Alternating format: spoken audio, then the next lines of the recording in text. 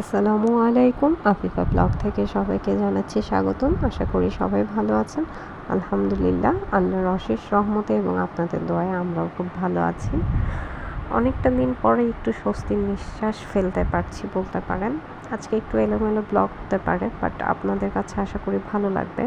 আমরা যারা টঙ্গীতে আছি, এখানকার অনেক ছাত্রছাত্রীরা শফিউদ্দিনের সামনের যে ওয়ালগুলো, সেগুলো খুব সুন্দরভাবে আর্ট করে ফুটে তুলছিল। তাদের মনের ভাষাটা ফুটে উঠছিল ছবিগুলোর মধ্য দিয়ে।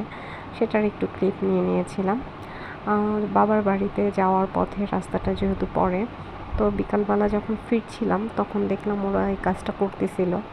তো দেখে খুব ভালো লাগছিল। আর আমার মেয়ে একটু ছবি আঁকা পছন্দ করে, বাট অত ভালো ছবি ও ছোট মানুষ হয়তো বা এখনও আঁকতে পারে না। তারপরে ও একটু দেখতে চাইলো, তাই ওকে নিয়ে একটু দাঁড়িয়ে পড়লাম।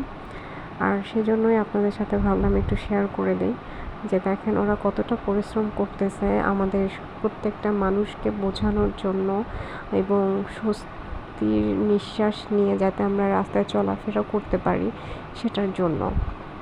এবং সবচেয়ে মজার বিষয় হচ্ছে সকালে এবং বিকালে যখনই আমি আপ ডাউন করছিলাম, রাস্তায় দেখতে পেলাম অনেক ছাত্রী আমার থেকে বড় এজেরও ছিল। আমার সিনিয়র জুনিয়র ভাইয়েরা বোনেরা কাজ করতেছে রাস্তায় শৃঙ্খলার জন্য, ট্রাফিক আইন যাতে সবাই মেনে চলে সেজন্য। আর ফুট ওভার ব্রিজ দিয়ে অবশ্যই যাতে সবাই রাস্তা পার হয়, মেন রোড দিয়ে কোনো মানুষকে পার হতে দিচ্ছে না। সব মিলে এগুলো দেখে খুব ভালো লাগলো। আর অনেক দিন পর এরকমভাবে আসলে খুব সুন্দরভাবে একটা কিছু দেখতে পেরে নিজের মনের ভিতরে একটা অন্যরকম শান্তি লাগছিল। তো ভাবলাম আপনাদেরকে একটু শেয়ার করি যে ওরা কতটা পরিশ্রম করতেছে। এই হচ্ছে আমাদের কলেজ গেটের রাস্তার অবস্থা। তো আমি ফুট ওভার ব্রিজ দিয়ে মেয়ে বলতেছিল একা একটু হাঁটবে, তো ওকে হাঁটতে দিলাম সিঁড়ি দিয়ে নামতে।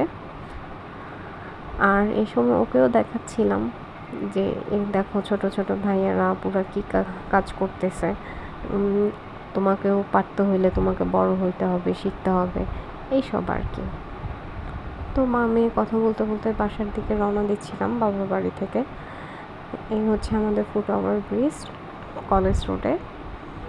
এই যে দেখেন একটা ছোট্ট ভাইয়া লাঠি হাতে নিয়ে দাঁড়িয়ে আছে, এবং ওই যে আরেকটা ভাইয়া পাঞ্জাবি পরা। তো এই হচ্ছে রাস্তার অবস্থা।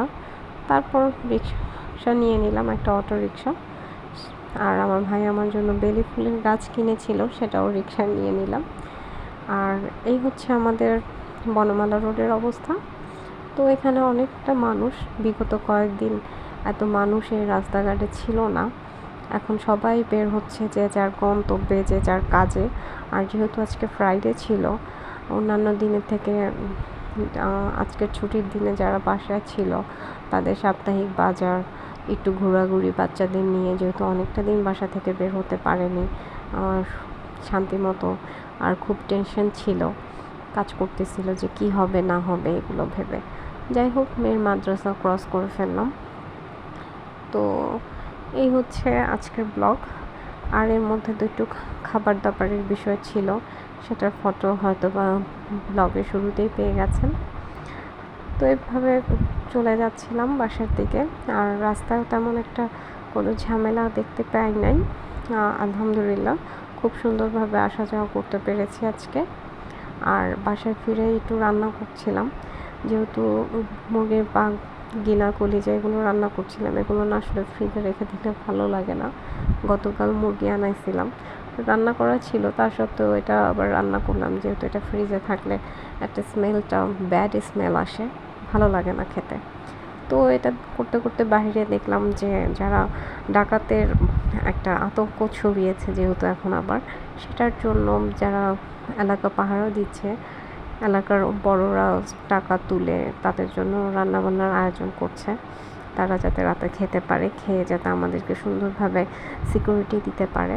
তো ওদের এই কষ্টটা সার্থক হোক, ওদের জন্য অনেক অনেক দোয়া, এবং আমাদের জন্য দোয়া করবেন। আপনাদের জন্য দোয়া রইলেও। ভালো থাকবেন। আল্লাহ হাফিজ। আসসালামু আলাইকুম।